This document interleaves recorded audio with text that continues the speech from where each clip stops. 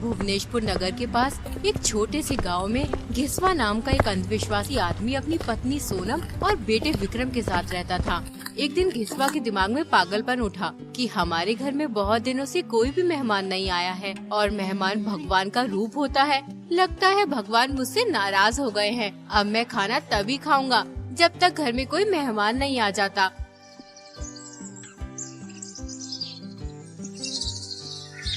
अब घिसवा भूखा रहना शुरू कर देता है। आखिर आपको क्या हो गया है? तुम खाना क्यों नहीं खा रहे हो? आज तुम्हें पूरे 3 दिन हो गए हैं बगैर खाना खाए। मैं खाना तब तक नहीं खाऊंगा जब तक कि हमारे घर में कोई मेहमान नहीं आ जाता। जाओ तुम किसी मेहमान को बुला के लाओ, मैं खाना खा लूंगा।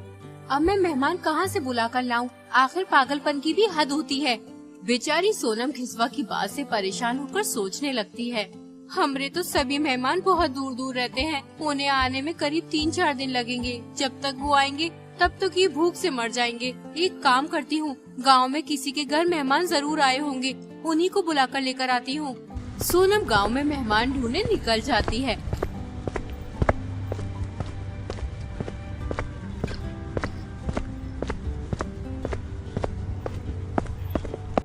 एक घर में उसे 2 मेहमान मिलते हैं। सोनम उस घर के मालिक से कहती है, भाई जी ये दोनों आपके मेहमान हैं?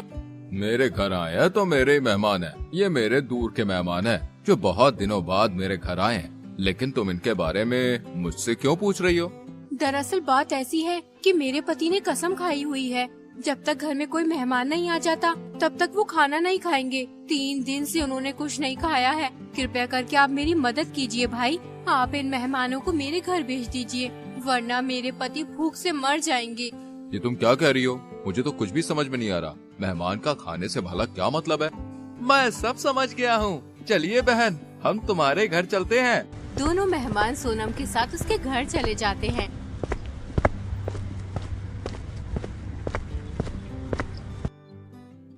लो आ गए मेहमान, अब तो खाना खा लो। अरे ये कैसे मेहमान है? ना तो ये कोई मिठाई लाए हैं और ना ही कोई फल लाए हैं, खाली हाथ ही चले आए। ये मेहमान तो बहुत ही कंजूस मालूम होते हैं। तुम्हें बिल्कुल भी तमीज नहीं है। घर आए मेहमान से ऐसे बात करते हैं क्या? ये बेचारे इतनी दूर से चल के आए हैं तुम्हारे लिए। अच्छा ठीक है, अब नाराज मत हो। जा जल्दी से कुछ खाने के लिए ले आ। अब मुझसे भूख बर्दाश्त नहीं हो रही। क्यों भाइयों, तुम भी खाना खाओगे ना मेरे साथ? नहीं, हमें भूख नहीं है। तुम खाना खाओ, हम चलते हैं। अरे ऐसे कैसे चलते हैं? घर आए मेहमान को बगैर खाना खाए नहीं भेजना चाहिए, इसलिए तुम्हें खाना खाना ही होगा। मेहमान सोचते हैं ये कोई पागल आदमी है, अगर हम थोड़ी देर और यहाँ रुके तो ये हमें भी पागल कर देगा। इसलिए वो दोनों मेहमान घिसवा के घर से भाग जाते हैं। उतने में ही सोनम खाना लेकर आती है। अरे मेहमान तो भाग गए, अब इस खाने को कौन खाएगा? क्या मेहमान भाग गए? तुमने उन्हें भागने क्यों दिया? मैं इतनी मेहनत से उन्हें बुला कर लाई थी। मैं तो थक चुकी हूँ। बार बार तुम्हारे लिए मेहमान कहाँ से ढूंढ कर लेकर आऊँ? अरे सोनम, मेहमान ढूंढने की चीज थोड़ी है, वो तो खुद चल के आते हैं खुशी खुशी। सोनम सोचने लगती है, इस पागल आदमी का ये पागलपन आखिर कब खत्म होगा? मैं तो इससे परेशान आ चुकी हूँ। सोनम अपनी सहेली कविता के पास जाती है और उसे सारी बात बताती है। ये तो क्या कह रही है सोनम? तू तो बहुत बड़ी परेशानी में फंस चुकी है।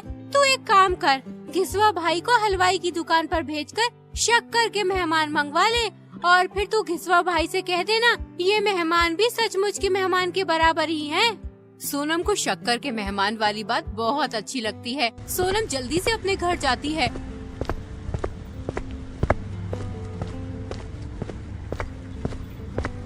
और अपने पति से कहती है, आप एक काम कीजिए, रामू हलवाई की दुकान से शक्कर के बने मेहमान खरीद लाइए। जब आपको असली मेहमान ना मिले तो आप शक्कर के बने मेहमानों के साथ खाना खा लेना।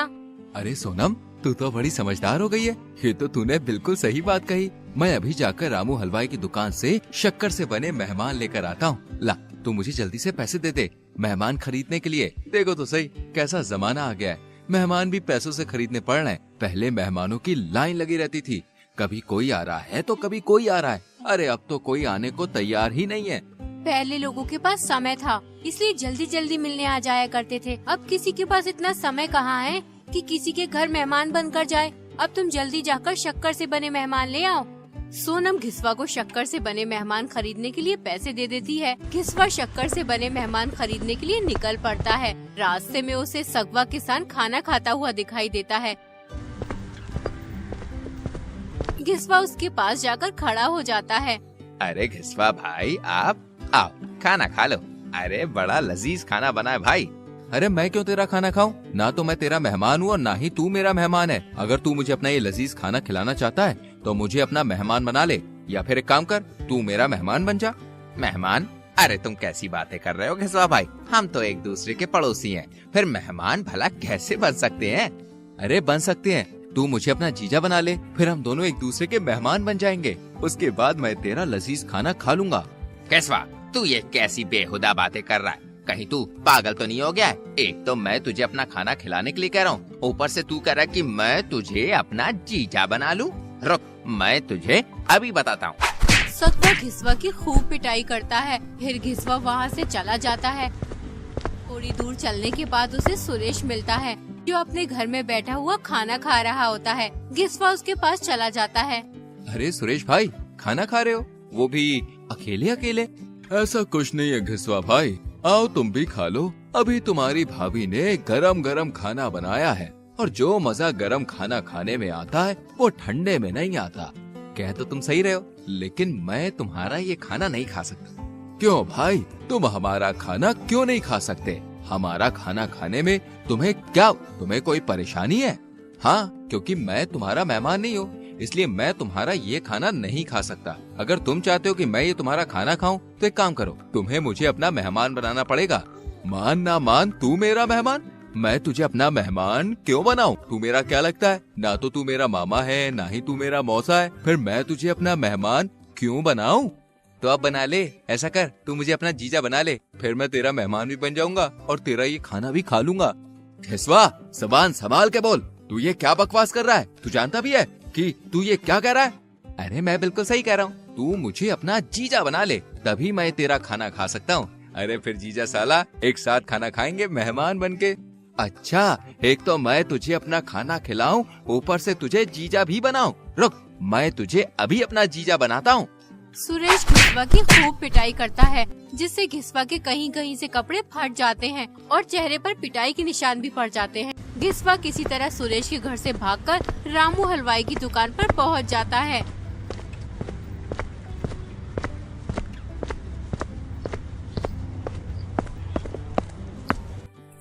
अरे रामू भैया, शक्कर से बने मेहमान हैं क्या?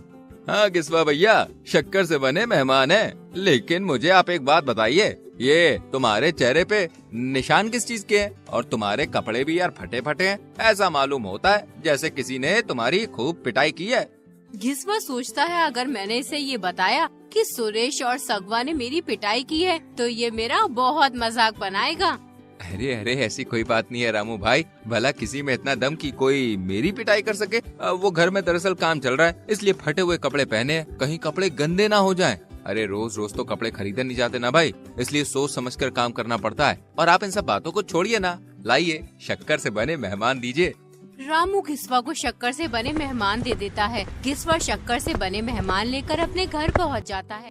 जब सोनम घिसवा के चेहरे पर चोट के निशान और उसके फटे हुए कपड़े देखती है तो वो घबरा जाती है।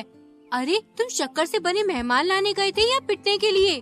अरे सोनम, बड़े अजीब लोग रहते हैं इस गांव में, कोई भी किसी को अपना मेहमान बनाने के लिए तैयार ही नहीं है। पहले मुझे सगवा खाना खाता हुआ मिला, वो मुझे खाना खाने के लिए कह रहा था। मैंने कह दिया कि एक काम कर, तू मुझे अपना जीजा बना ले, फिर मैं तेरा मेहमान बन जाऊंगा, उसके बाद मैं तेरा खाना खा लूंगा। लेकिन उसने मेरी बड़ी बुरी तरह से पिटाई कर दी।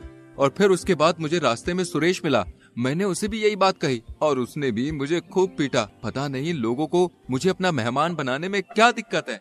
जब तुम लोगों से उल्टी सीधी बात करोगे तो वो तुम्हें पीटेंगे ही ना। जाओ तुम जल्दी से बाजार से सब्जी ले आओ, मैं तुम्हारे लिए खाना बना देती हूँ।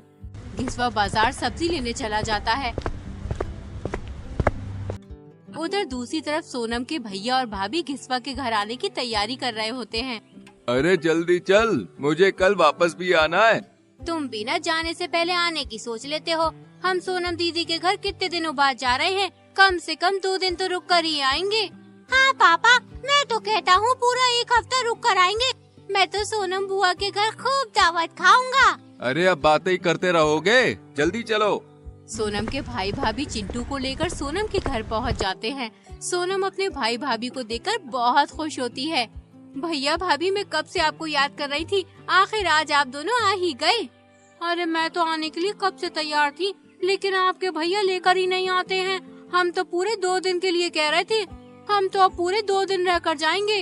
बुआ, 2 दिन नहीं, पूरा 1 हफ्ता रहकर जाएंगे। इतने दिनों बाद जो आए हैं। तू सही कह रहा है चिंटू, आप लोग कितने दिनों बाद आए हो, कम से कम 1 हफ्ता तो रुक कर ही जाना। चलो अब अंदर चलो, मैं तुम्हारे लिए चाय नाश्ते का इंतजाम करती हूँ। अरे सोनम, चाय नाश्ते का इंतजाम बाद में करती रहना, पहले ये तो बता केसवा भाई कहाँ है? अभी तक दिखे नहीं। वो किसी काम से बाहर गए हैं, बस आते ही होंगे। तुम अंदर बैठकर आराम करो, इतनी दूर से चलकर आए हो। सब अंदर चले जाते हैं। मेहमानों के आने से घर में खुशी का माहौल बन जाता है। लेकिन जब सोनम का बेटा विक्रम सोकर उठता है तो उसकी नजर शक्कर से बने मेहमानों पर जाती है। वो सोनम से पूछता है, मम्मी, ये मेहमान कब आए? बेटा ये अभी आए हैं। मम्मी, मुझे बहुत भूख लगी है, इनमें से एक मेहमान मैं खा लूं? नहीं, अभी मत खा बेटा, तेरे पापा को आने दे, फिर हम सब मिलकर खाएंगे। मजे से ये छोटा वाला मेहमान तू खा लेना और बड़ा वाला मैं खा लूंगी। सोनम और उसका बेटा शक्कर से बने मेहमानों को खाने की बात कर रहे थे, लेकिन कमरे में बैठे सोनम के भैया और भाभी और उनके बेटे चिंटू को ऐसा लगता है कि वो हमें खाने की बात कर रहे हैं, इसलिए वो तीनों बहुत डर जाते हैं। मम्मी, ये विक्रम तो मुझे खाने की बात कर रहा है और ये सोनम बुआ तुम्हें खाने की बात कर रही है, मुझे डर लग रहा है। तुम दोनों ही दावत खाने के लिए मर रहे थे कि 1 हफ्ता रुकेंगे, 10 हफ्ता रुकेंगे। ये बात करने का समय नहीं है, जल्दी यहाँ से भागो वरना ये राक्षस हमें खा जाएंगे। तीनों चुपचाप घर से निकलकर भाग जाते हैं। जब घिसवा घर आता है तो सोनम उससे कहती है, तुम इतनी देर कहाँ थे? कब से मेहमान तुम्हारा इंतजार कर रहे हैं। आज चिंटू और भैया भाभी आए हैं। कहाँ है तुम्हारे भैया और भाभी? बाहर बैठक में बैठे हैं। अरे तू पागल है क्या? बैठक में कोई भी नहीं है। सोनम जल्दी से बैठक में जाकर देखती है, लेकिन वहाँ तो कोई भी नहीं होता। अभी तो यहीं पर छोड़कर गई थी, एकदम कहाँ चले गए? कहीं भैया भाभी नाराज तो नहीं हो गए? अरे नाराज क्यों होंगे? तूने उनसे कुछ कहा था क्या? मैंने तो उनसे कुछ नहीं कहा, मैं तो उनके लिए चाय नाश्ते का इंतजाम करने गई थी। तुम जल्दी चलो उन्हें ढूंढने, अभी ज्यादा दूर नहीं गए होंगे। सोनम और घिसवा मेहमानों को ढूंढने के लिए निकल जाते हैं। कुछ दूर चलने के बाद सोनम को भैया भाभी मिल जाते हैं। अरे भैया रुकिए, कहाँ जा रहे हैं? ये राक्षस तो हमारा पीछा कर रहे हैं, अभी हमें नहीं छोड़ेंगे। हे भगवान, हमारी मदद कर, इन राक्षसों से हमारा पीछा छुड़ा। मैं मरना नहीं चाहती, जल्दी भागो वरना ये हमें खा जाएंगे। उतने में ही सोनम और घिसवा उनके सामने आकर खड़े हो जाते हैं। सोनम के भैया और भाभी डर से कांपने लगते हैं। भैया, आप घर से बगैर बताए क्यों आ गए? अब तुम कहाँ जा रहे हो? हमसे कोई गलती हो गई क्या? नहीं नहीं नहीं नहीं, ऐसी कोई बात नहीं है। दरअसल मुझे एक बहुत जरूरी काम है, इसलिए मुझे घर जाना होगा। हम फिर कभी आएंगे। भैया तुम अपना जरूरी काम बाद में करते रहना, पहले तुम्हें घर चलना होगा। तुम इतने सालों बाद आए हो, मैं तुम्हें ऐसे नहीं जाने दूंगी। सोनम की बात सुनकर उसकी भाभी और भी ज्यादा डर जाती है। वो सोचती है अब ये हमें घर ले जाकर खा जाएंगे। मैं आप दोनों के हाथ जोड़ती हूँ, तुम्हारे पैर पड़ती हूँ, भगवान के वास्ते हमें छोड़ दीजिए, हमें मत खाइए। उसके बदले आपको जितने पैसे चाहिए हम दे देंगे, लेकिन हमें मत खाइए।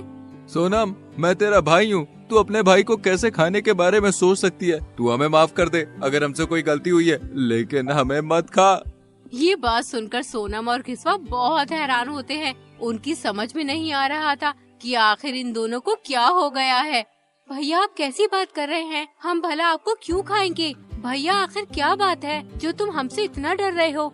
सोनम के भैया और भाभी सारी बात बताते हैं। उनकी बात सुनकर सोनम और घिसवा हंसने लगते हैं। अरे भैया, मैं और विक्रम आप तीनों को नहीं बल्कि शक्कर से बने मेहमानों को खाने की बात कर रहे थे। पता नहीं इन्हें क्या हो गया है, बगैर मेहमान के खाना ही नहीं खाते हैं। अब रोज रोज तो मेहमान नहीं आते हैं ना, इसलिए मैंने इनसे शक्कर के मेहमान मंगा लिए।